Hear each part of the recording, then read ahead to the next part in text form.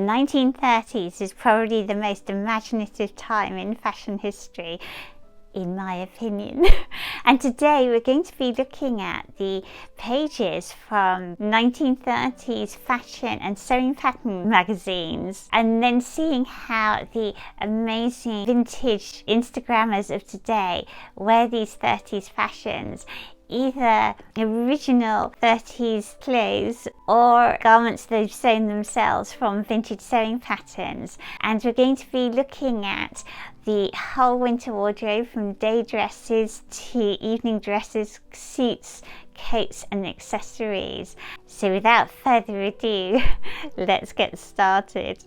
The fashions of the 1930s that we've come to love through TV series such as Agatha Christie's Poirot were some of the most imaginative and inventive and fanciful ever. Polka dots were all the rage, and my dress is made from an original 1930s fabric. And I think this dress would suit Miss Lemon, my style icon, perfectly. The tubular look of 1920s dresses was gone, and instead dresses tended to be bias cut so that they fitted the female form. Waistlines returned to their natural place, and fabric was cut in panels to fit over hips, then flared out towards a mid-calf or even floor-length hemline. Necklines tended to be high and decorative with wonderful collars, and shoulders were wide but not in the padded way of the 1940s. But with these wonderful puffed sleeves, or perhaps long medieval type sleeves. In fact, sleeves in the 1930s took on all kinds of imaginative forms. Moving away from the boyish look of the 1920s, the ideal figure for a woman to have in the 1930s was tall and slender, with rather narrow hips and a small waist. Of course, not many women actually had this figure, so the clothes were cut in a style that made it look as if you did. This was an era overshadowed by the Great Depression, so women often sewed at home, and there were a plethora of wonderful sewing pattern magazines. All looked to the stars of Hollywood for inspiration, and we can see here the long bias cut gowns so beloved by stars like Jean Harlow. And the magazines encouraged women not just to sew dresses, but to make all kinds of accessories that they could wear with them. This was a time when women were expected to be smartly turned out, and the look was modest, feminine and graceful. For dressmakers and those that love the vintage dresses of this era, it's definitely the details that are the draw. If you sew patterns from this era, you'll know that the cut of the sleeves is often quite out of this world, but it's amazing how they fall. And you can see just some of the extraordinary sleeves of this time in the picture on the left. Fashion was escapism during this era, and women took refuge from what were often very hard lives in a fantasy often led by Hollywood of beautiful dresses and glamour. Day dresses worn at home were more often of cotton than at any time in the past, although more glamorous materials such as silk and crepe de chine were made into dresses for going out in. And these day dresses were sometimes called afternoon dresses because you did your chores in the morning. Bows were popular throughout the era, as were asymmetrical details, especially on the bodice. An Art Deco influence meant that these dresses often had geometric details like the chevron top stitching on the bodice of the dress that I'm wearing here, which is made of a lightweight crepe. And this dress is also made of crepe. It has top stitching around the neckline and very distinctive puff sleeves, so typical of the era, like the interesting back view with the covered buttons. And now we're moving on to some really characteristic 30s day dresses made by Lindsay, my vintage dressmaker. And you can find Lindsay, my vintage dressmaker, on Instagram, and she has made some of the most beautiful dresses for the Vintage Stars of Instagram that we are going to see very soon. You can commission my vintage dressmaker yourself to have a dress like this. I know she's completely size inclusive. Here I'm in the centre in my suspender skirt I made, which is a very classic late 30s design, and we also see the wonderful 1930s Cherie in her embroidered dresses. Look at the trapunto technique on her beautiful dusky pink bodice. Other details include fancy colours and wonderful button-down details and little geometric inserts and colour contrasts. And of course Catherine of 1930 Cherie has the whole 30s look pinned down with her wonderful hairstyle too. And now we're on to a range of 30s looks. Left and right we see dresses that have been sewn by vintage dressmakers, and of course the wonderful Isabel Chan in the centre. Here we have the talented Debbie in a 1930s dress she sewed herself from a 30s pattern, and look at that wonderful deco tie that she's showing us in the centre. Here we have two fabulous plaid looks, and I'm sure our eyes are drawn to the colour block collar and pocket detail with the pointed scallop edging. Josephine owned some of the most beautiful late 30s dresses you'll ever see in crepe, often with gorgeous embroidered details around the neckline and waist. And here we have the ever stylish Mars in a range of especially beautiful 30s dresses.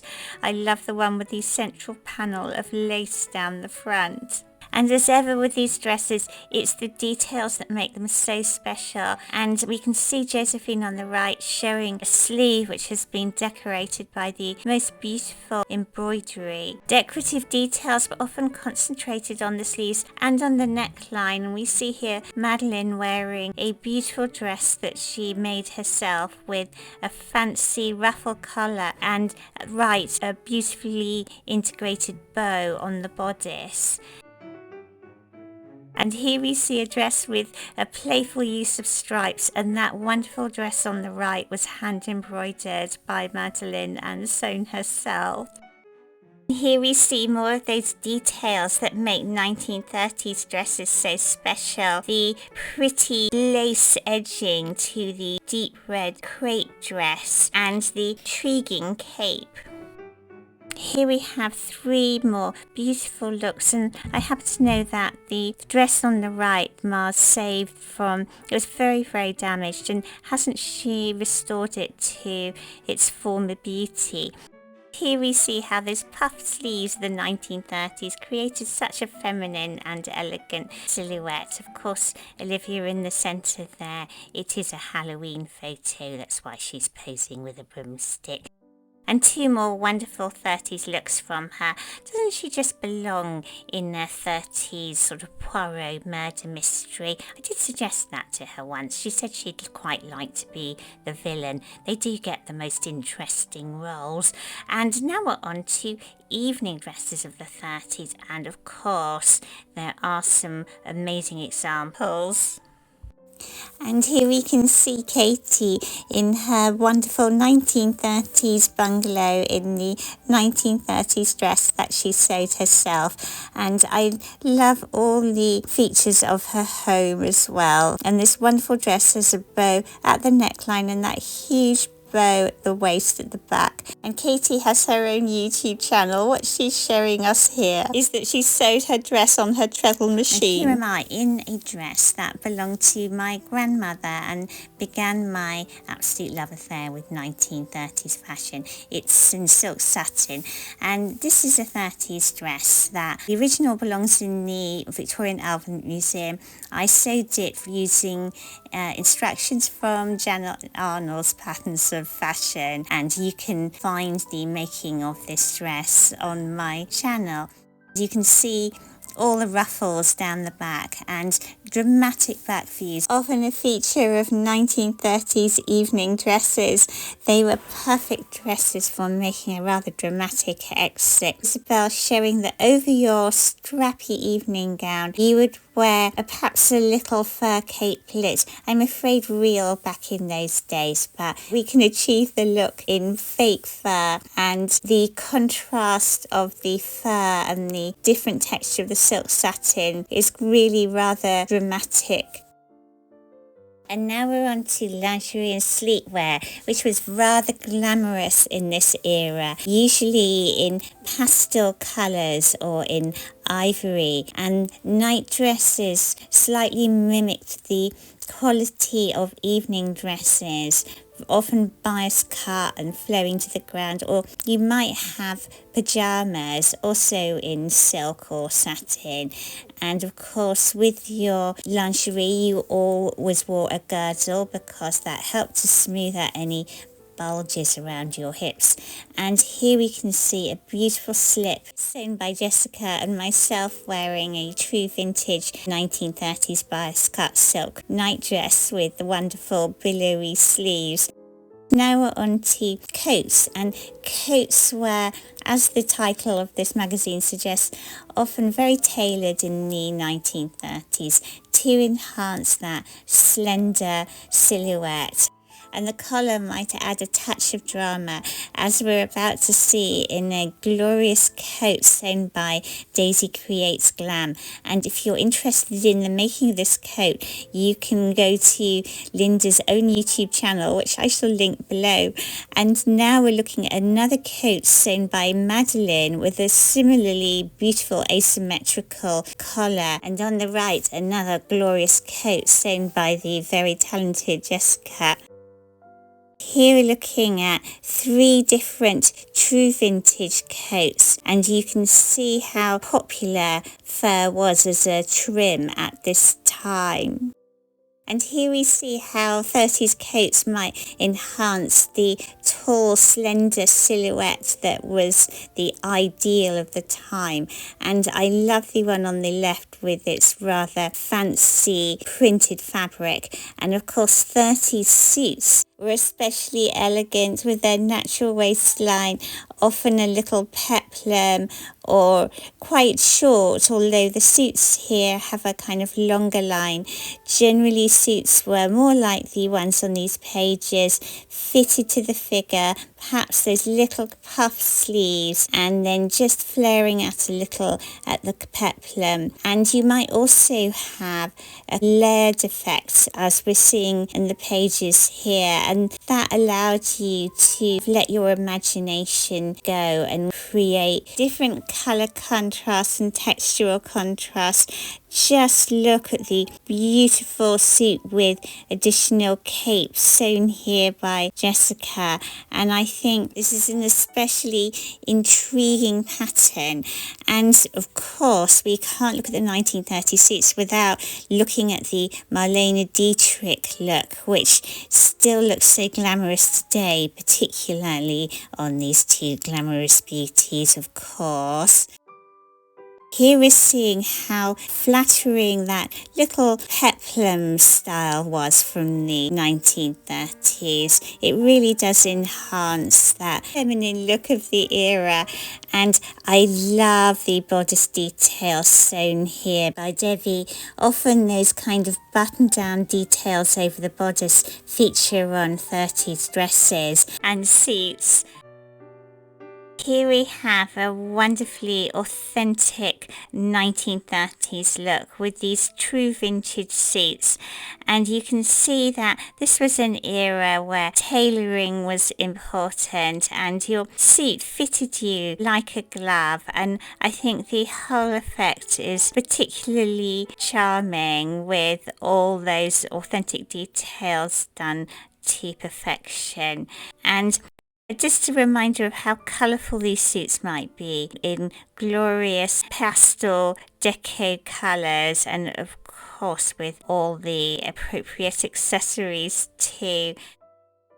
The 30s was an era where a more casual look was worn as well. This was a time when women had become sporty and wanted clothes that they could move around in easily.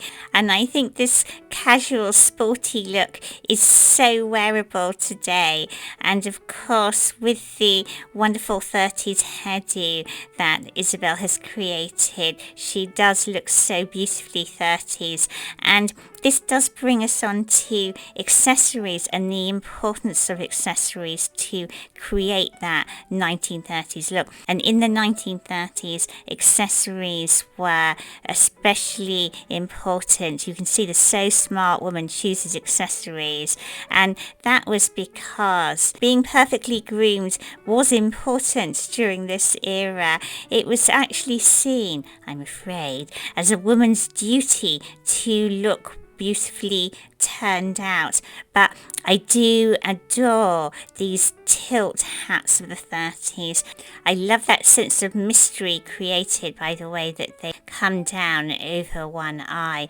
And of course there was also the classic beret and some rather fun and imaginative pixie hats that were around at the time, also often worn tilted to one side of the head. And of course, scarves, gloves and corsages were all another means to look decorative and enhance your outfit. And to see the range of originality and beauty of 1930s hats, I think we will leave the last word to Josephine with her wonderful 30s hat assortment here. Thank you so much to all the wonderful ladies who took part in bringing my vintage fashion and sewing pattern catalogues to life. I hope that you'll give this video a like, and I shall look forward to seeing you next week. Bye.